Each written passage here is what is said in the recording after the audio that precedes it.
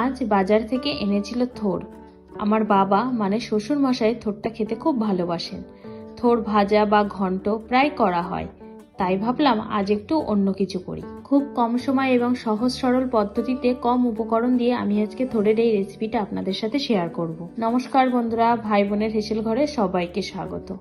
আজ আমি বানাবো থোরের ভর্তা। ভিডিওটিকেও স্কিপ করবেন না, পুরো ভিডিওটি দেখার জন্য অনুরোধ রইল। থোরের ভর্তা বানানোর জন্য আমি এক টুকরো থোরকে এইভাবে পাতলা পাতলা করে কেটে নিয়েছি। এই কেটে নেওয়া থোরগুলোকে আমি এবার একটু সিদ্ধ করে নেব। এদিকে গ্যাসে কড়াইতে আমি আগে থেকে জল বসিয়ে রেখেছিলাম, জলটা ফুটতেও শুরু করেছে। এখন আমি এর মধ্যে থোরের টুকরোগুলো দিয়ে দেব। এবার এর মধ্যে দিয়ে দিলাম হাফ চামচ মতো লবণ, 1/4 চামচ হলুদ গুঁড়ো। ভালোভাবে এটা মিশিয়ে নেব। এবার 2 থেকে 3 মিনিটের জন্য ঢাকা দিয়ে দিলাম, এটাকে ফুল হিটে রেখে। থোরটা সিদ্ধ হচ্ছে ততক্ষণ আমি একটা মশলা বানিয়ে নেবো। তার জন্য একটা নিয়ে নিলাম ব্লেন্ডার জার। এবার এই ব্লেন্ডার জারের মধ্যে দিয়ে দিলাম বড় চামচের 1 চামচ পোস্ত, হাফ চামচ সাদা সর্ষে, হাফ চামচ কালো সর্ষে। সর্ষেটা যাতে তিতো না লাগে তার জন্য দিয়ে দিলাম সামান্য পরিমাণে লবণ। জল ছাড়াই উপকরণগুলো আমি একবার গুঁড়ো করে নেব। উপকরণগুলো গুঁড়ো করে নিয়েছি।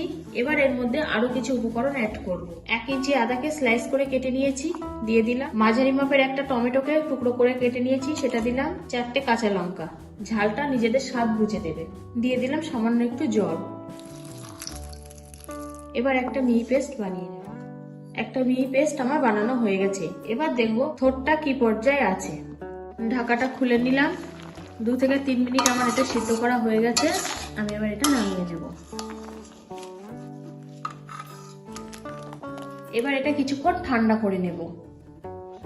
সিদ্ধ করা থোরটা অনেকটাই ঠান্ডা হয়ে গেছে। এখন আমি একটা ব্লেন্ডার জার নিয়ে নিলাম। এবার এর মধ্যে থোরের টুকরোগুলো দিয়ে দিলাম। একটা মিহি পেস্ট বানিয়ে নেব। সিদ্ধ করা থোরগুলো সব পেস্ট করা হয়ে গেছে। এবার আমি রান্নাটা শুরু করব। গ্যাসে কড়াই বসিয়ে দিয়েছি, কড়াইটা গরম হয়ে গেছে। এখন এর মধ্যে দিয়ে দিলাম 3 চামচ সর্ষের তেল। তেলটা গরম হয়ে গেছে। এখন আমি এর মধ্যে দিয়ে দিলাম 2টো শুকনো লঙ্কা ফোড়ন। একটু নাড়াচাড়া করেই এর মধ্যে দিয়ে দিলাম 1/4 চামচ কালো জিরে। কালো জিরেটাও ভালোভাবে তেলের সাথে একটু ভেজে নেব। এখন এর মধ্যে দিয়ে দেবো আমি মশলার পেস্ট। তেলের সাথে মশলাটা ভালোভাবে কষিয়ে নেব।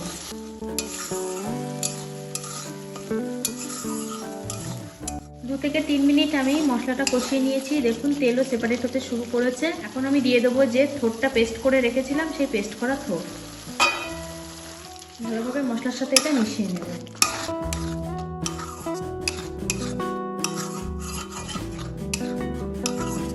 এবার আমি এর মধ্যে দেব কিছু গুঁড়ো মশলা।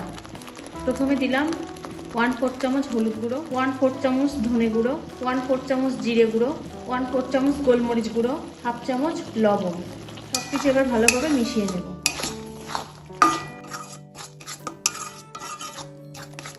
কিছু মশলার সাথে ভালোভাবে মিশিয়ে নিয়েছি। এবার এর মধ্যে দিয়ে দেবো 2টো চেরা কাঁচা লঙ্কা। রসটা তাড়াতাড়ি শুকিয়ে আসার জন্য আমি এখানে 3 মিনিট ঢাকা দিয়ে দিলাম। 3 মিনিট পর আমি ঢাকাটা খুলে নিলাম। এবার আমি একবার নেড়ে দেবো। দেখে মনে হচ্ছে অনেকটাই জল শুকিয়ে গেছে, কাঁচা ভাবটাও চলে গেছে। এখন আমি এর মধ্যে দিয়ে দেবো 1/4 চামচ চিনি। থোড়ে একটু মিষ্টি মিষ্টি টেস্ট না হলে কিন্তু ঠিক ভালো লাগে না, সেই জন্য চিনিটা অবশ্যই দিতে হবে। এটাও এবার মিশিয়ে নেব।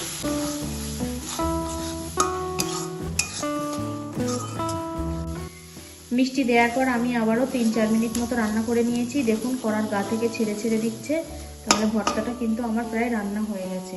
আমি এবার এর মধ্যে দিয়ে দেবো কিছুটা ধনেপাতা কুচি। ধনেপাতাটাও আমি এর সাথে ভালোভাবে মিশিয়ে নেব। তার মধ্যে ধনেপাতা গন্ধটা কিন্তু বেশ ভালো লাগে। এই ভর্তাটা আমার পুরোপুরি রেডি। আমি এবার নামিয়ে নেব। গ্যাসটাকে অফ করে দিলাম।